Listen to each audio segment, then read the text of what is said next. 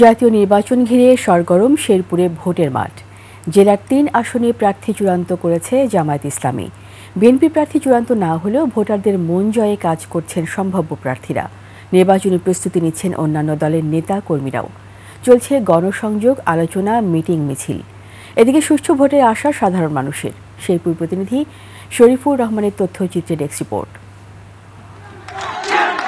ত্রয়োদশ জাতীয় সংসদ নির্বাচনের দিনক্ষণ এখনো ঠিক হয়নি, তবুও রাজনৈতিক দলগুলোর মিটিং মিছিলে মুখরিত শেরপুর।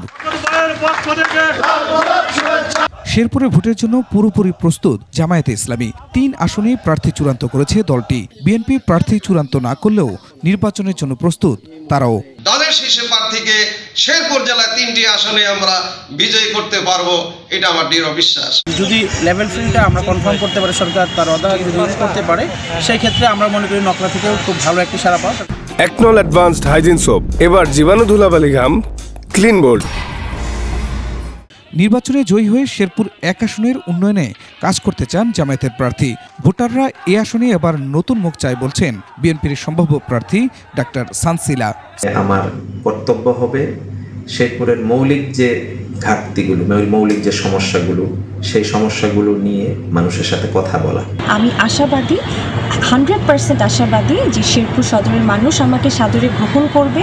এবারের নির্বাচন চ্যালেঞ্জিং জানিয়ে বিএনপি বলছে ভোটারদের মন জয়ে কাজ করছেন তারা।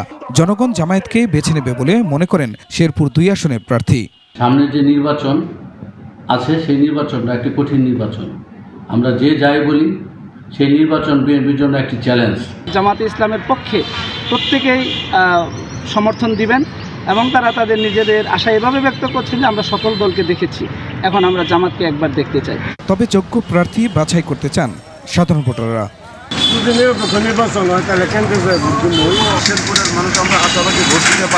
শেরপুর 3 আসনেও ভোটারদের মন জয়ে দৌড়ঝাঁপ শুরু করেছেন বিএনপি জামায়াতের নেতাকর্মী ও প্রার্থীরা। Khurshid Alam, desk report, 21 television.